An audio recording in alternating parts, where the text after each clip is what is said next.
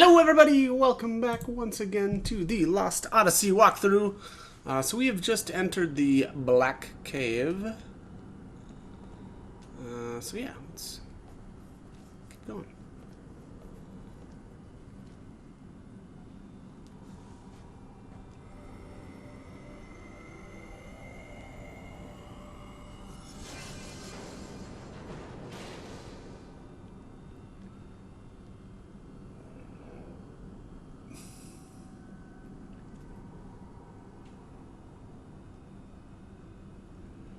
Black Cave.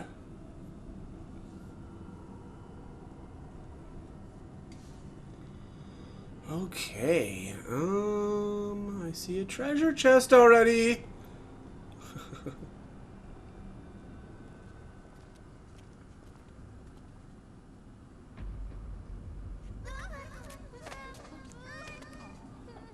Don't worry, nothing will happen. It's okay. What is this? Goats and soldiers? Were they coming to recruit men from the village? I imagine so.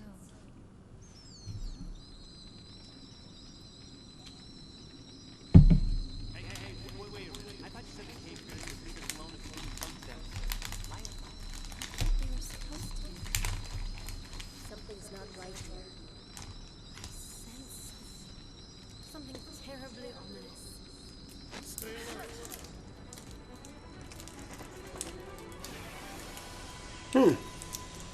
Just some bats, guys. What are you so freaked out about? Gotta go, real quick. I guess there's kind of a lot of them.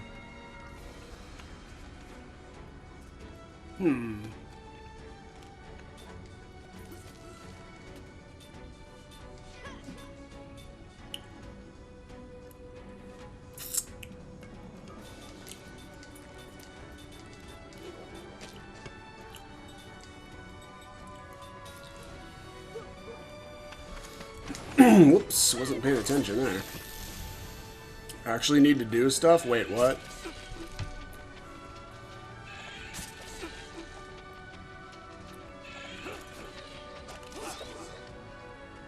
Miss?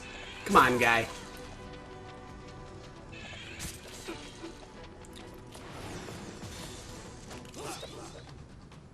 Wow, okay. Gale wing.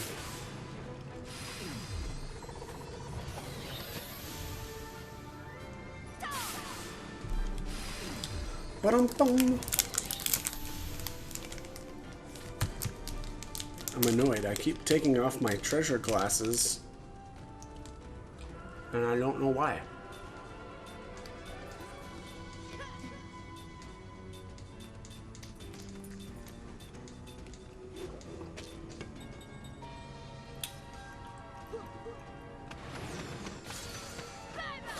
There we go.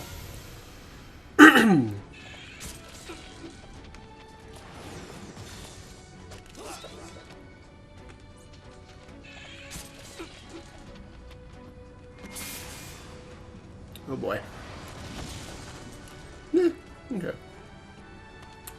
Not so bad.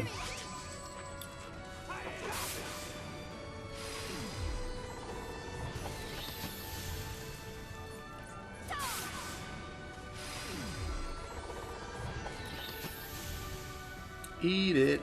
Alright, let's steal.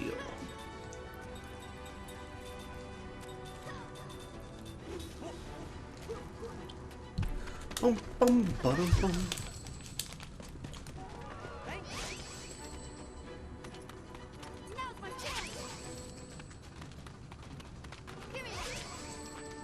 Waterfall cluster. Okay. Alright.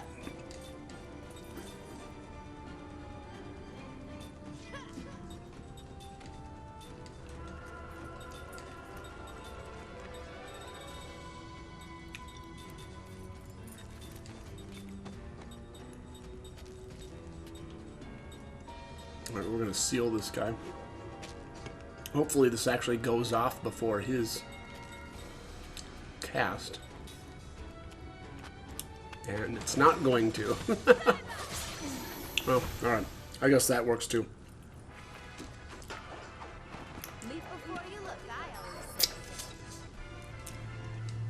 That is not good advice.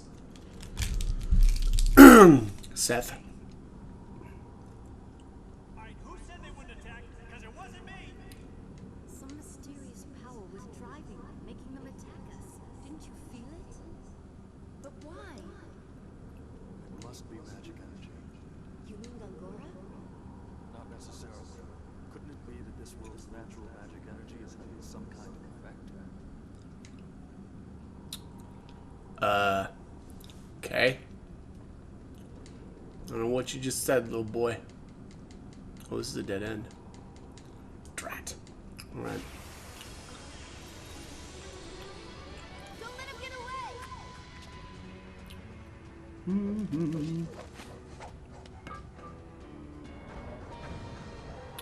Oh boy.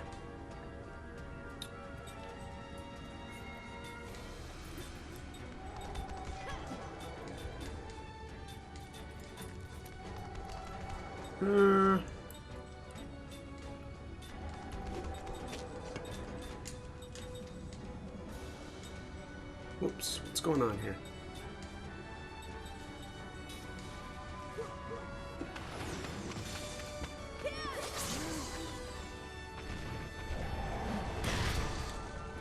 Pretty weak.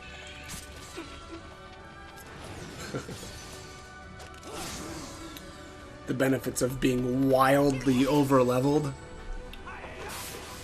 Hiya! Get him. 83. Well, that's gamble for you.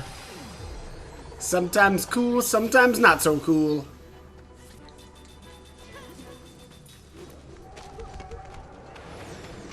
Get him. Yeah, yeah.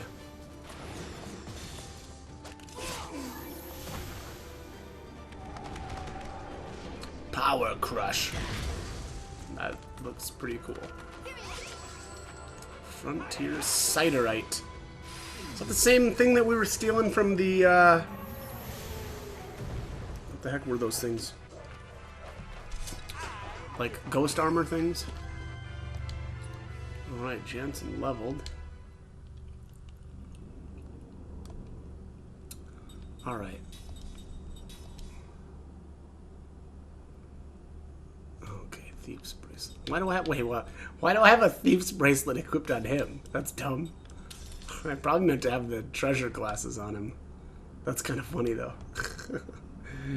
Pretty redundant on the guy that teaches everybody else how to steal. Alright, let's go this way first. We're just gonna go the wrong way all the time. Okay. Let's try this way. There we go. Stone Beast's Thorn. What is that? Oh, it's not one of these. Oh wait, there's the one that softens the better cover one. Okay, from Petrify. Okay. I mean, you could just call it a golden needle, like every other game does. Okay. What?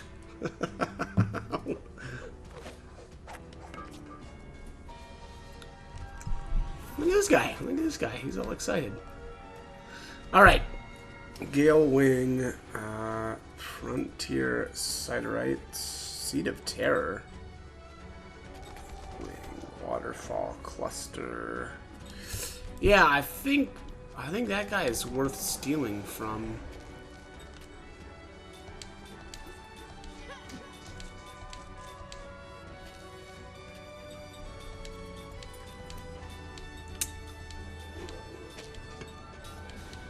There we go. Big miss.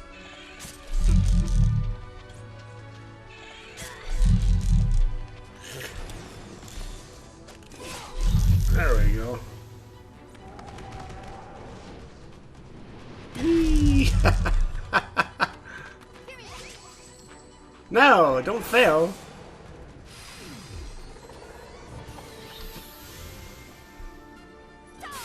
Ba-dum-bum.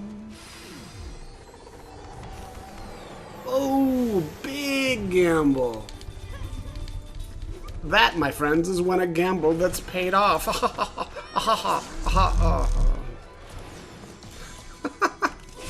Jesus. All ground. Uh-oh. Clunk. I think I've got like a resist earth damage ability. Well, not only learned, but... Oh, Jesus. Uh-oh. That's not good. Ow! I didn't realize these can magic counterattack. Uh-oh. Oh, God!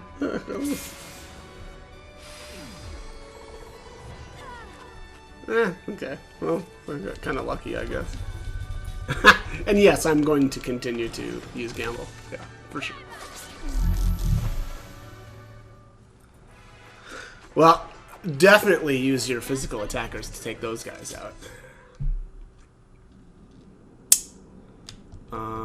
Is there even anything here? Or is this just nonsense? Looks like nonsense. I'm gonna try going south first. Oh, look at that. Okay, so there's some wind coming through here. Interesting, I guess. Goddess medicine. Okay. Oh, was that another thing right there? No, that was... Yeah, that was just... Okay.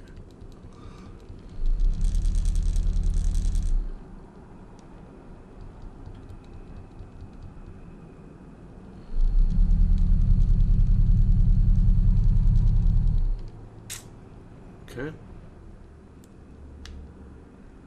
Oh, no. Go up.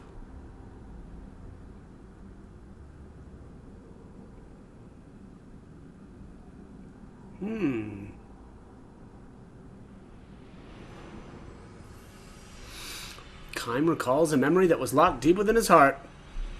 Alright, looks like we've got a dream. Alright, so let's dream. Let's do that.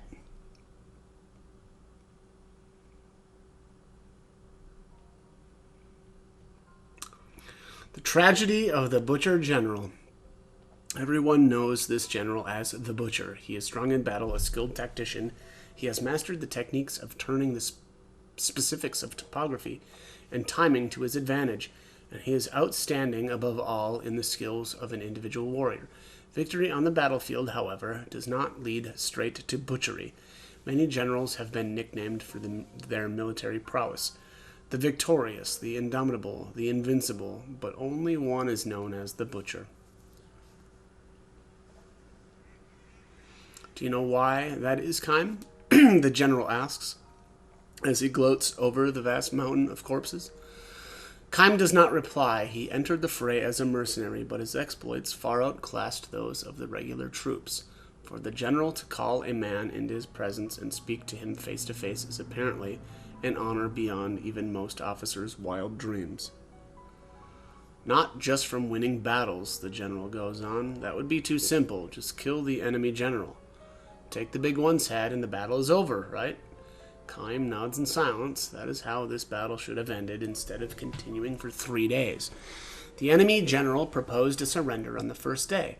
He offered his head in exchange for the lives of the men and the villagers, but the Butcher rejected the offer and continued his all-out attack on an enemy that had lost the will to fight, annihilating them in the process. The last day was used to burn down the forest into which the unresisting villagers had fled.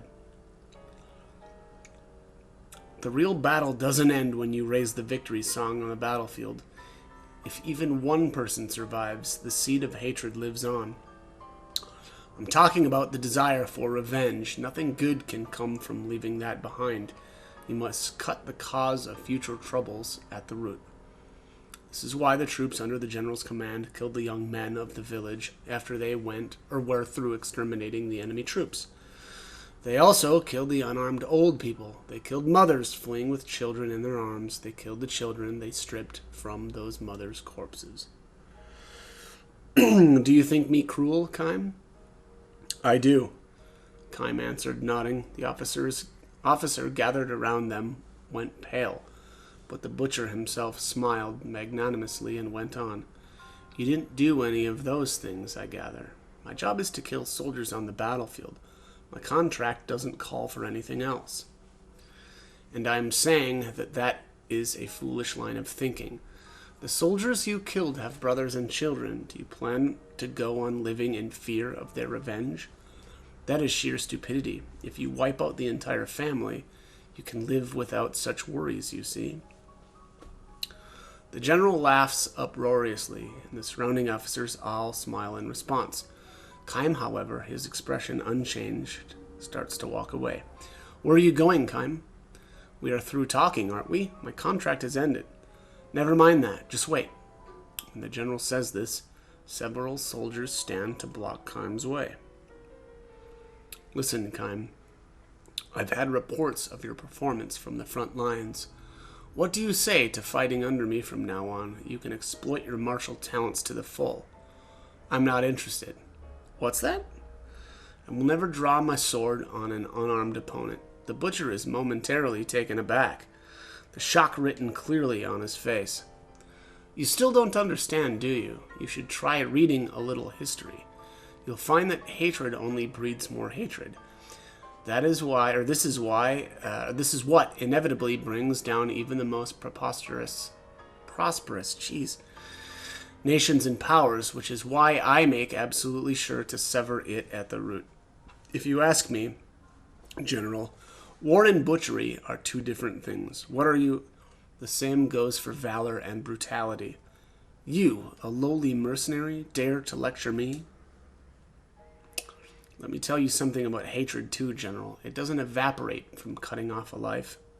It remains. In the earth, in the clouds, in the wind. I've lived my life in that belief, and I intend to go on doing so. You stupid. Butchery is the work of cowards. That is what I believe. Where do you get the nerve? The general glares at Kime, and his men draw their swords. At that very moment, from within the scorched forest, come the cries of soldiers. Here are some. 5 of them still left. No, 6. Over there. They went that way. Distracted by the shouts, the general commands his men. Hurry, capture them. Don't let even one of them get away. Hurry, hurry. You can't let them escape. The men blocking Kime begin to fidget, and none of them thinks to stop him as he calmly walks away. Do you hear me? You must not let them escape. If even one of them gets away, I'll have your heads, all of you. The general's calls are clearly those of a coward.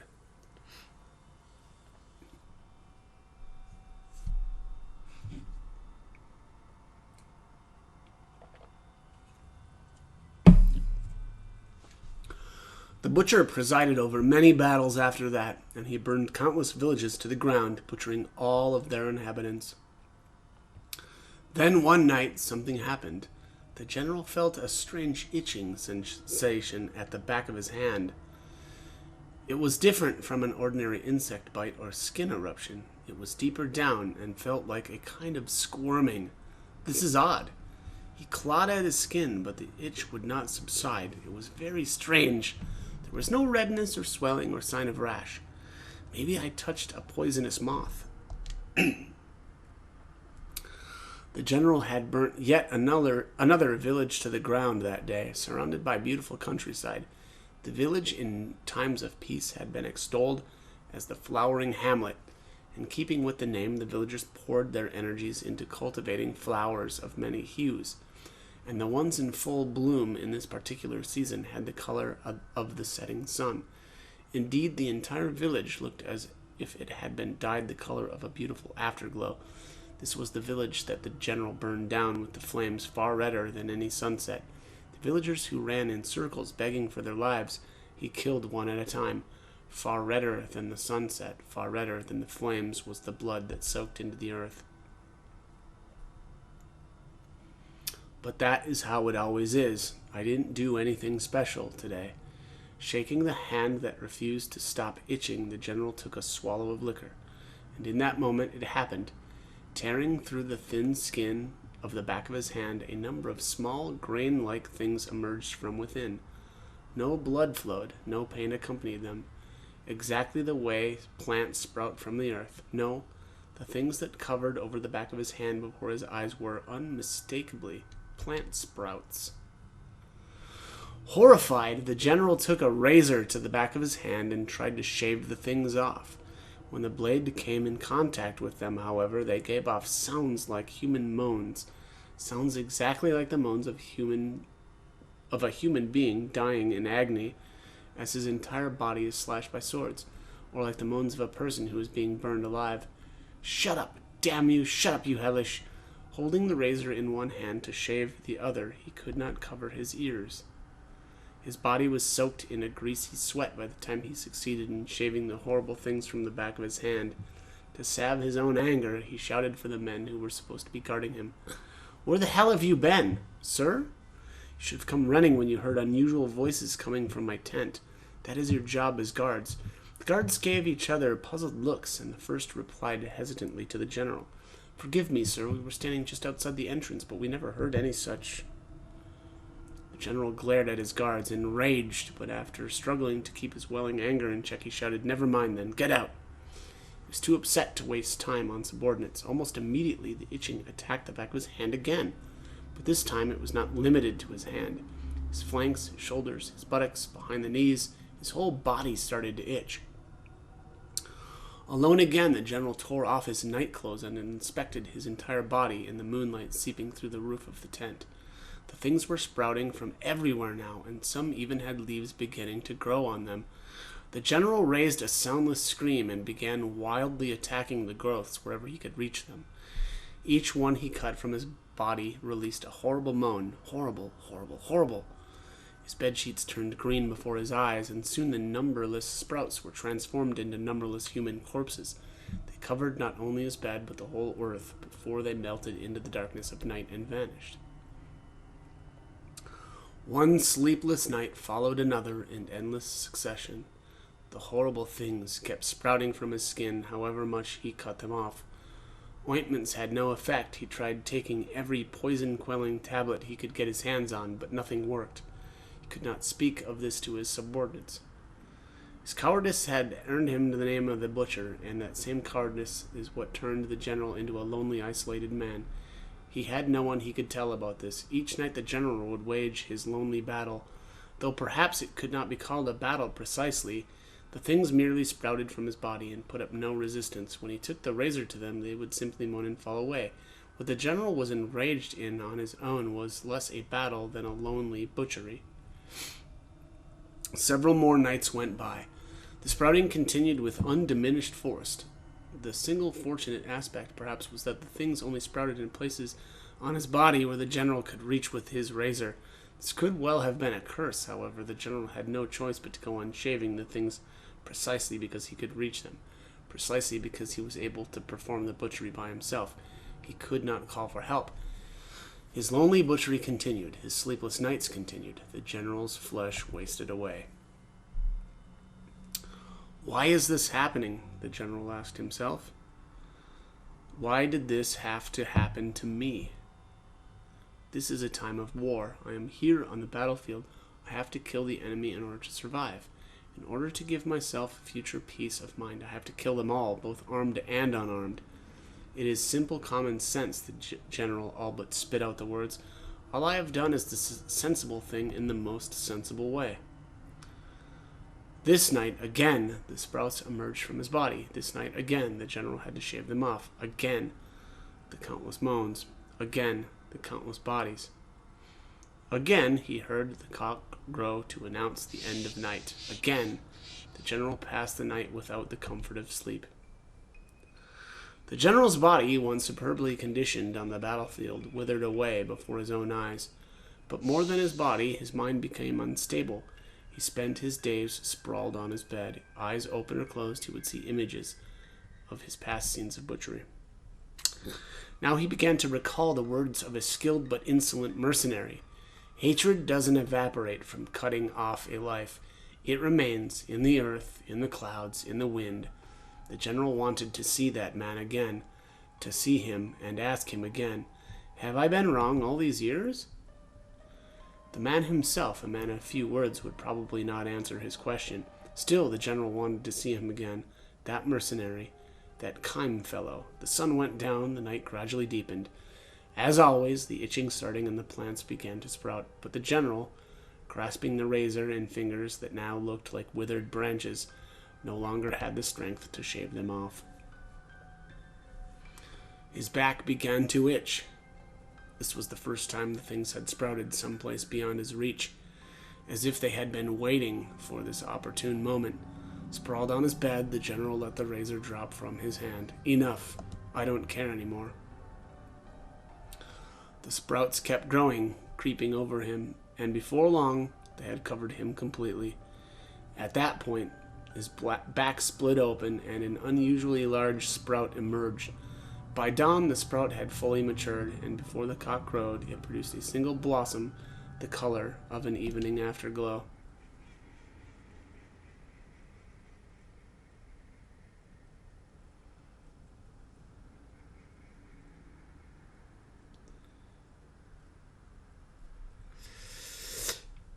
Many long years have passed.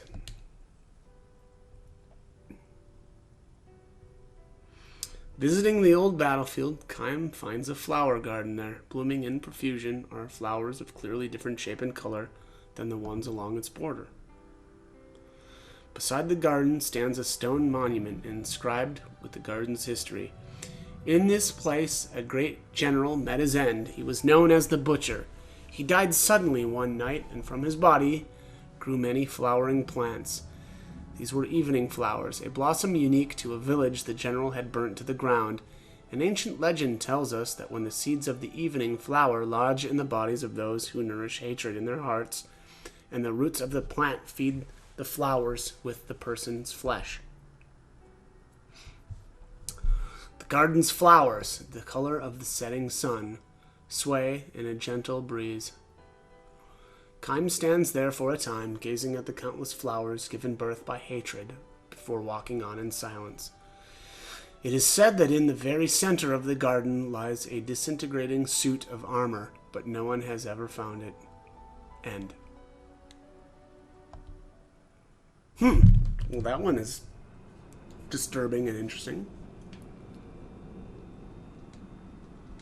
So, yeah, I guess don't butcher people. Don't be a coward. Diplomacy, I say. Words, not swords. 3 giant feelers obtained. Check out the feelers on this guy. It's big hands joke. All right. Let's see. Look at this. Seed obtained. All right, let's get on into the next area. Not too bad. Okay. What is going on here?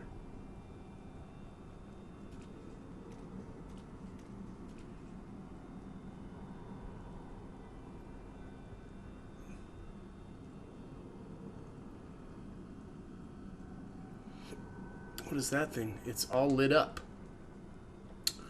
Oh, that's a firefly. Those are pretty rare. It's a kind of insect that lights up in the dark. If you're gentle to them, they can be used as light. I'm not so sure about this. Oh, stop being such a wimp. Here, put one on your shoulder. See? It'll stay there.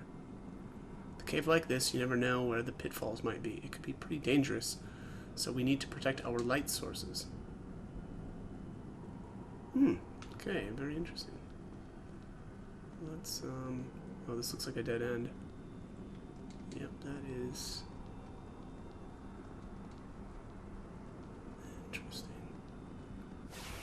Ah! Ah!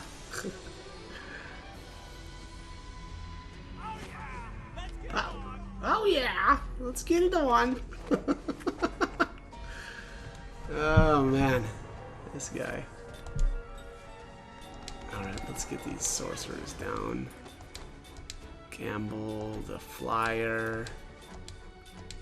And steal from the big guy. Get it. Oh, yeah. It was perfect. I'm perfect. You saw that? Boom. These things remind me of the Wendigos from Final Fantasy X. 10. Yeah, it's 10.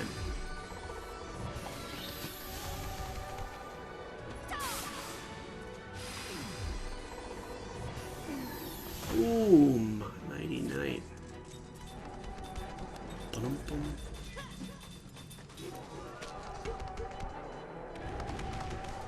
Bum, bum, ba-dum, bum.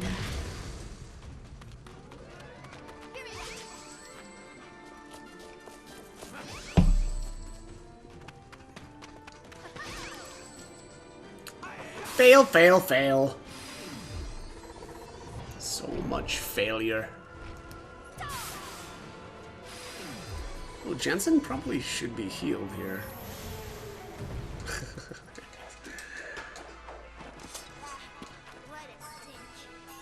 What a cinch.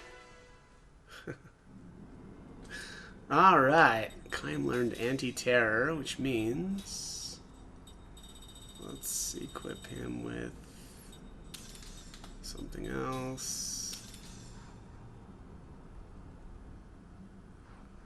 Let's heal.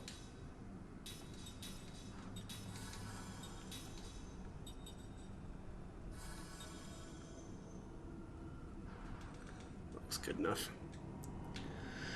Man, yeah, it's crazy how much health I've got now. Examine. Oh, does this get us a new? That just gives us a new. Whatchamacallit? Firefly. So I think if we.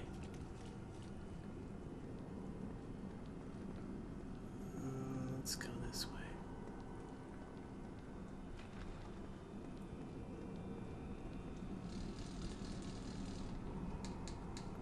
Got a little glint here. 500 G's.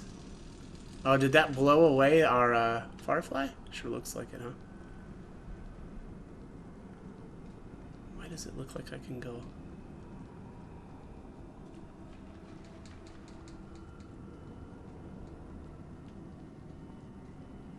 The heck? Can I not actually get up there? Alright, well.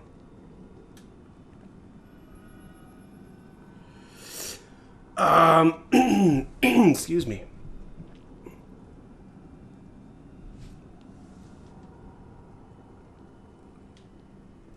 Let's go this way.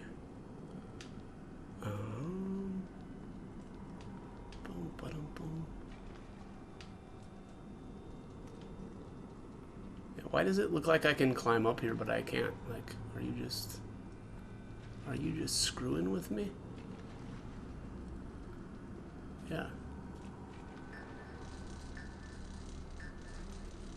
Ugh. Okay, so it's more that you can't go too deep in the green stuff, or you start taking damage, I guess. What is laughing? That was awesome. Night Flyer. Steel. Zagan. Get some of this. Yeah. Alright. You know, if I wasn't so overpowered, I imagine I'd have to manage my equipment and stuff a little bit better, but like if you notice there, I just equipped, I mean, I don't know, probably like redundant stuff. Like, I've got a couple of those items that like give you like the critical, was it like critical, like defense, you know? And I'm pretty sure I've got my immortals, like just have that on already. So it's redundant to have equipment that's doing it too, but...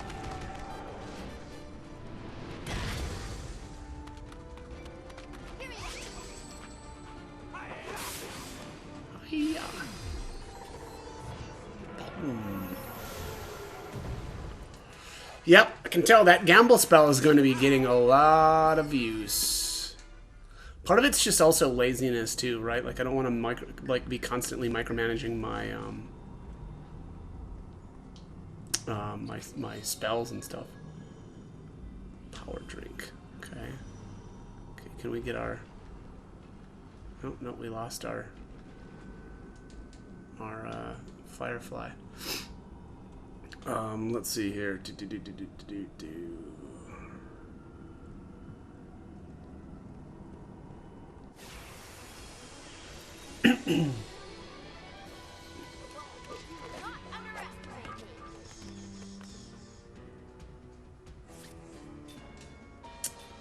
Oh, lovely.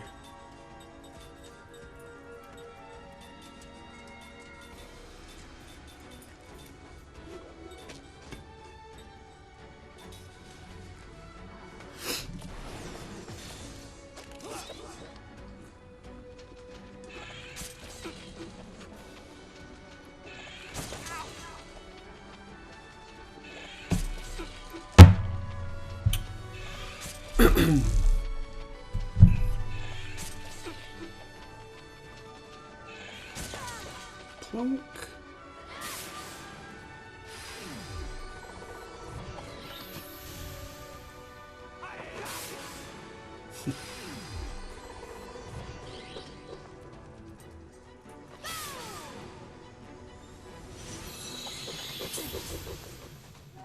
Hmm.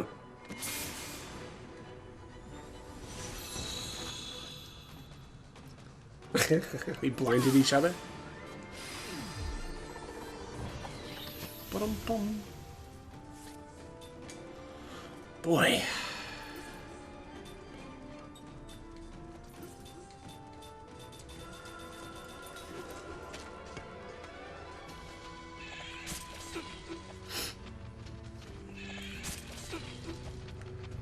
Looks like these are absorbing health too.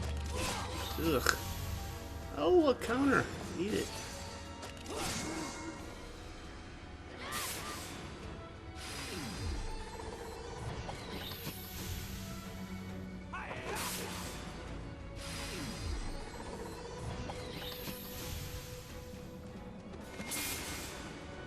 All flare. Boom! That looks really cool. Boom! Okay, I gotta stop casting that, apparently. It's not doing anything. Well, 57 down. Okay, well, because her counterattack's only 20, so. Flurp. Bum, bum, bum, bum. What a cinch. What a cinch indeed, young man. Alright, let's head up here. Boom, boom, boom, boom, boom, boom, boom. Excuse me. The Great Hall of Foul Creatures. Creepy.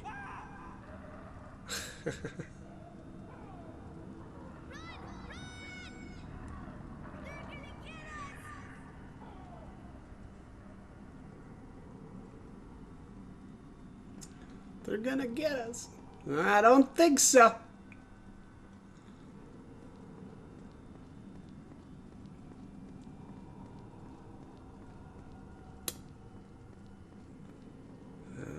Okay.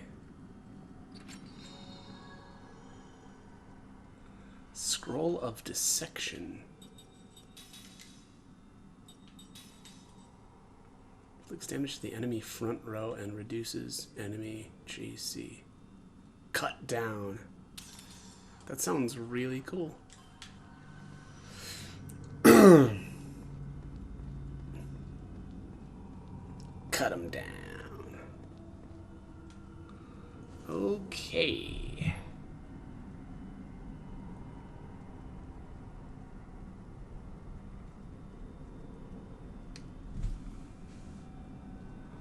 So apparently here is where there are holes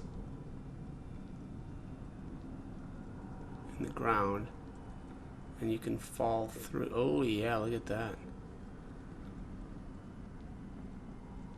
I'm not crazy, right? Like, that just popped up right in front of me, right?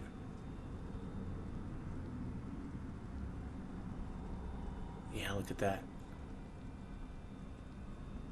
Yeah, so I'm not going to be running through here. I'm not going to go on that side if I can avoid it, because I think that wind will make my firefly go away. Yeah.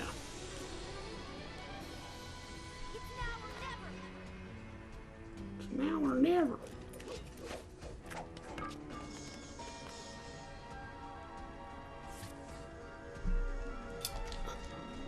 Oh my god, what is this thing in the back? Looks like some sort of creepy eldritch well, not maybe, well, yeah, I don't know if that's an eldritch monster, but...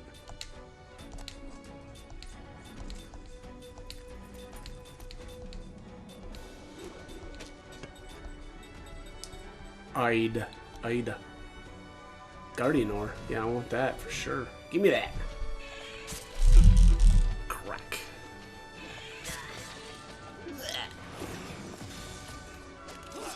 Oh, miss. Jeez. Too evasive. Bum, bum. Jamming.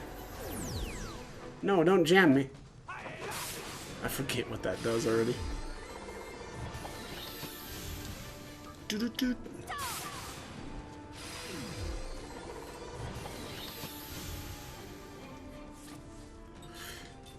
Alright, I'm gonna steal from this guy. I'll do one more gamble on him. No, actually, let's go steal with her.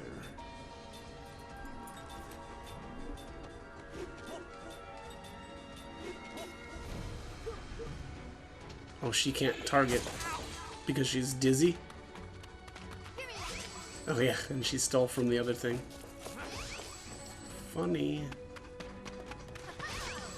Oh! Big miss! Keep missing. Keep failing.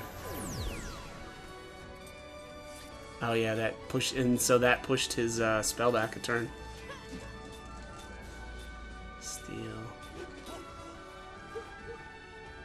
There we go. Get him! Yeah.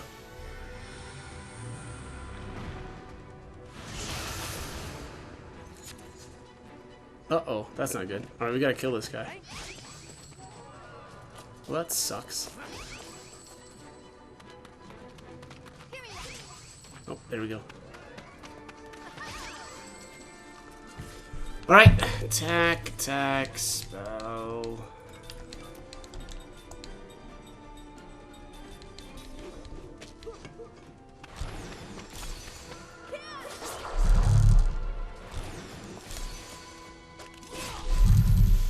Eat it. Like taking candy from a baby. Blinding powder. Let's just take a look here. Crisis attack. Yeah. I'm gonna get rid of these. Let's just do, anti-petrify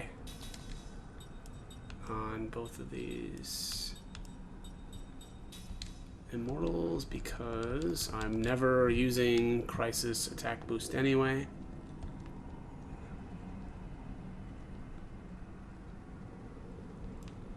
Let's see here. Okay, yeah, that's just gonna...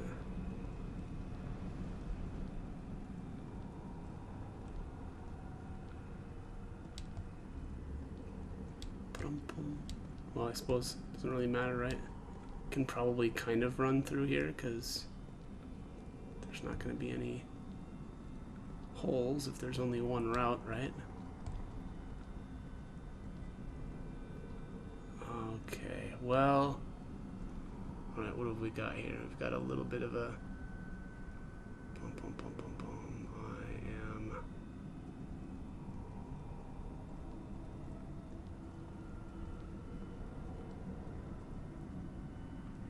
want to explore back there, but I'm worried that A, there's nothing there, and B, it's gonna get rid of my firefly.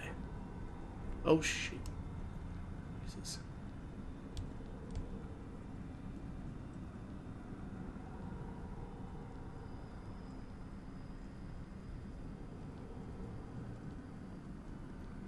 Oh, what's this? This is like that thing from the Crimson Forest, right?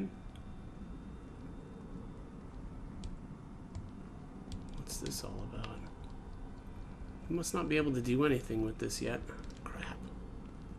Okay.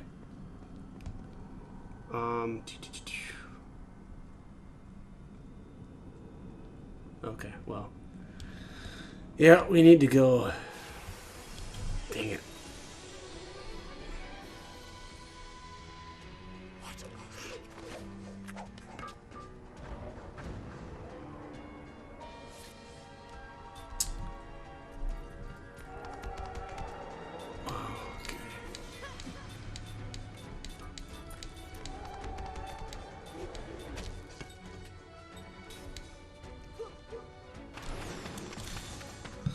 You know, I probably should rotate one of my mortals out to grab Sarah so that she can get learning some skills, because she's got a lot of skills to learn, but I don't know. Boom! Probably could get rid of Cook for the time being, honestly. Although, she's got some really good abilities for Sarah to learn, now that I think about it. Could probably, I guess maybe get rid of Jansen instead then.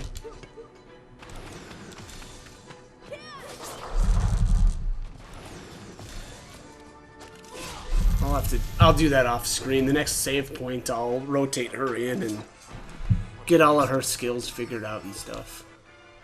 Seth learned anti-terror. Okay.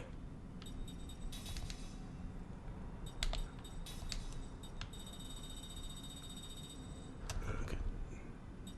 Oops, actually, let's do...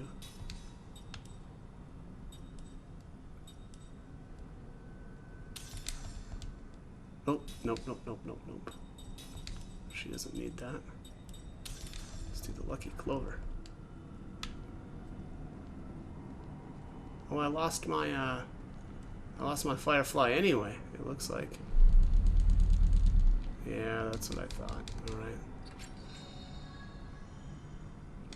Refresher!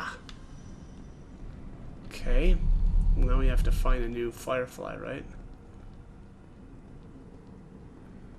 If I was a Firefly, where would I be? I think up.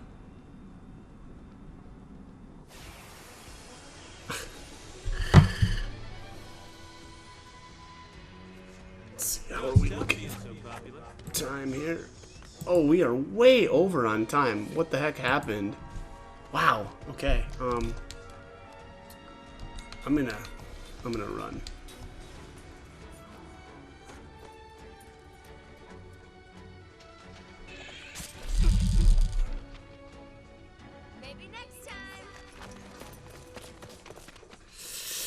Yeah, maybe. Maybe. That looks like a Firefly thing up here. Bingo. Alright,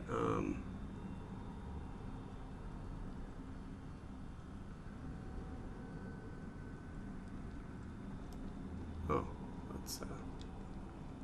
let's keep rolling here.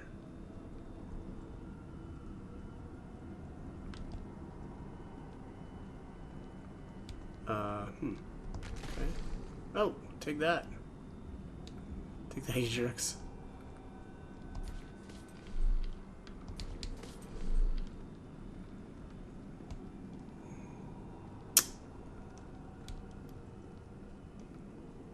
Okay.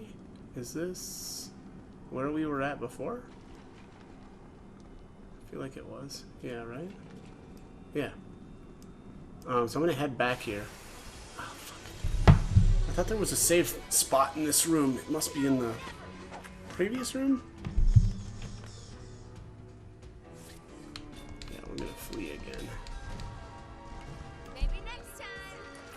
Maybe. Maybe.